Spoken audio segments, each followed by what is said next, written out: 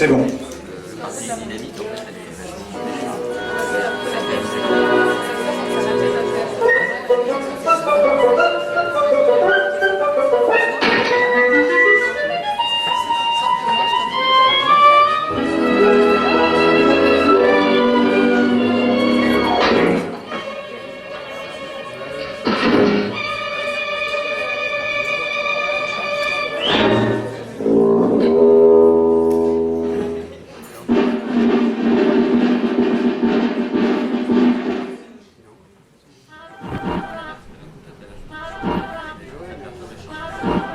Voilà. Donc ce soir, nous allons vous parler de quelque chose dont j'ai jamais parlé, donc c'est pour ça que je suis un peu comme ça stressé. Je vais commencer par juste décrire rapidement la manière dont ça va fonctionner. Ce sera en deux temps. Donc il y aura un temps en 10 et un temps en 2. Donc là 10, 2. Pour faire logique en fait, c'est que 10, vous avez 10, 10. Et ensuite, chez Dante, c'est devenu 10, donc en référence à Pluton, le dieu des enfers. Et là, on a 2, donc on garde la racine, Deus en ancien français, et on bascule dans certaines moitiés, ça devient Dieu. Donc là, on a déjà une dichotomie franche, dont on va parler, et je pense qu'en fait, ça va être notre base. Ce ne sera pas par choix, hein, c'est en imposé pour ce plus simple, parce que sinon, après, on comprend plus. 1, 2, le beat, c'est bien. Après, ça devient plus complexe. Donc l'idée, c'était de partir de cette love loop, donc ce que vous avez derrière, comme un espèce de symptôme. Et je vais vous dire ça tout de suite, j'ai une question en main. C'est une tentative d'imposition mnémonique pour une analyse structurelle des mécaniques affectives culturalisées. En gros, l'idée, ce serait de faire de ça une phénoménologie médiatique qui permettrait de comprendre des champs appréhendables dans le domaine culturel. C'est, pour être tautologique, c'est pour parler en fait de la situation dans laquelle on est à l'heure actuelle, évidemment. C'est-à-dire que vous seriez là et moi je serais là. Assez logiquement. C'est-à-dire que moi je me donne à votre rejet dans cette mécanique d'attraction-réjection que vous avez derrière. Donc pour faire l'analyse, on a été obligé de reconstituer la scène de manière un peu plus complexe, plus élaborée, donc il a fallu comprendre la mécanique interne du mouvement. On a reconstitué les personnages, on a essayé de voir ce qui faisait qu'il y avait ce qu'on appellera plus tard, je prends un peu d'avance sur l'évolution de la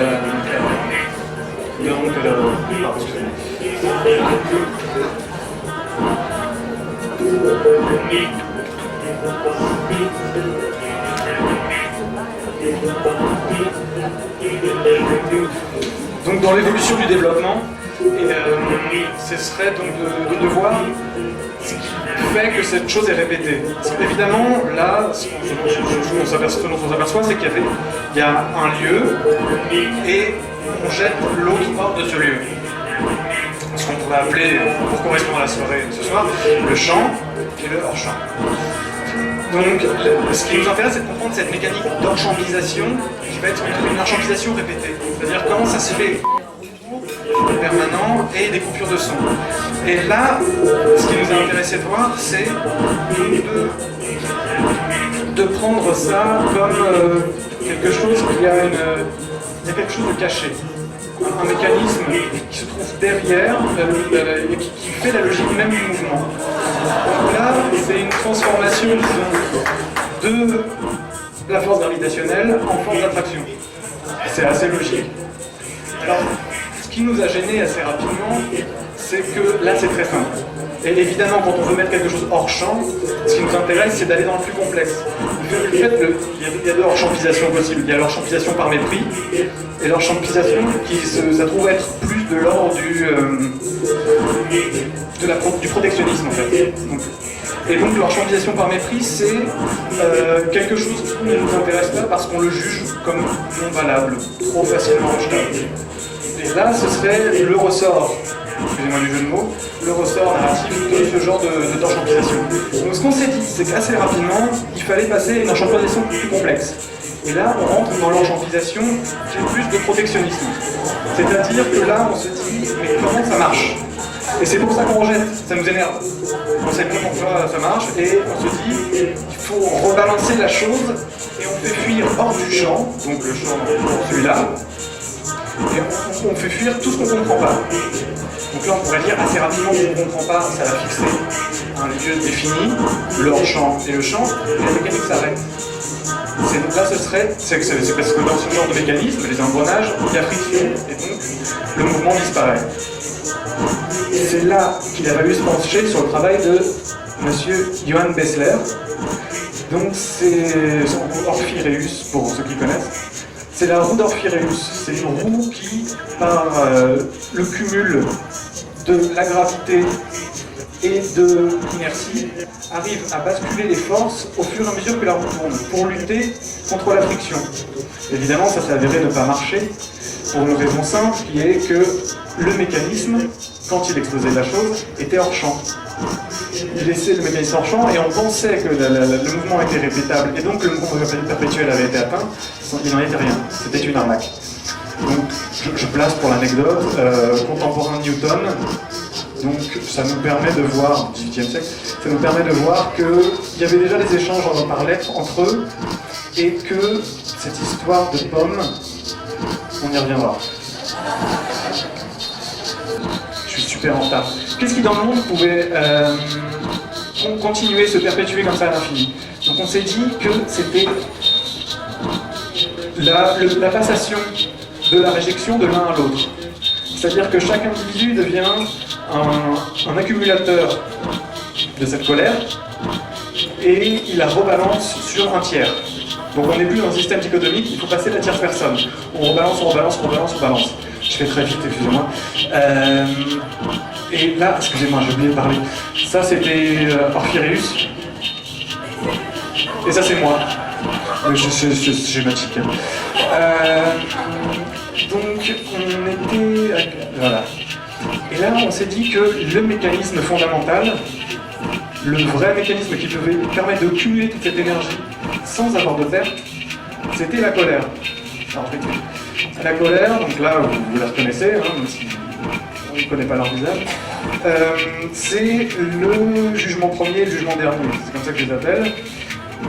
Là vous êtes les jugeurs actuels et il y avait un jugeur premier qui serait d'ordre civilisationnel, c'est-à-dire comment le livre pèse sur tous les comportements humains et tous les comportements culturels. L'idée, c'est que le Dieu que l'on a posé, il n'a en fait qu'un péché qui lui est alloué, il a son péché, c'est la colère. C'est notre Dieu de colère. Et donc là, on se dit que dans la love loop, qui est pourtant une boucle d'amour, le problème vient de la colère. C'est ça qui permet en fait de reproduire l'amour par la colère première. Donc ça c'est, disons... Ah oui, j'ai oublié de dire. C'est pas genré, hein. Homme-femme, tout ça, c'est pas la question. Gros, maigre, petit, grand, on s'en fout. C'est tout pêle-mêle, c'est juste réjection-attraction. Il n'y a pas... Hein, parce que des fois on attaque pour ça. Donc on était à deux. Et là en fait, ce que je dois dire, je dois arriver aux reproductions dans la culture qui est la nôtre, notre culture civilisationnelle, de cette poursuite, de cette idée de colère. Comme ça. C'est une poursuite. Et donc on a, pendant deux jalons, disons James Brown et Mozart, 2 siècles d'écart. Est-ce que je peux avoir plus de son derrière en background, s'il vous plaît? Et c'est en fait la manière dont ils ont réussi à faire un cycle dans les 2 siècles qui les séparent, un cycle qui est relié par la chemise à jabot. C'est-à-dire que ce qu'il dit Mozart et James Brown, c'est le retour en grâce de la chemise à jabot. Et là, ça mène à me dire qu'il y a lien entre... Il y a lien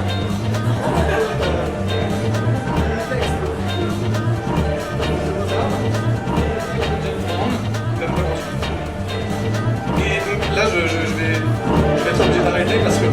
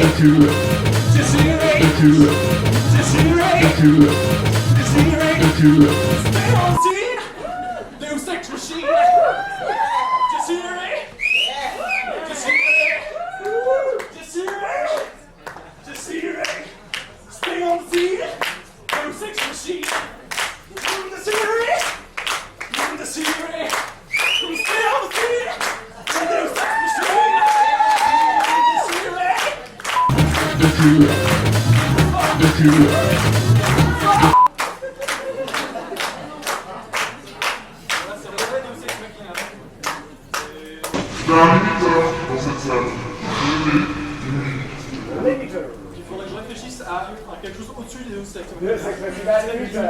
Document.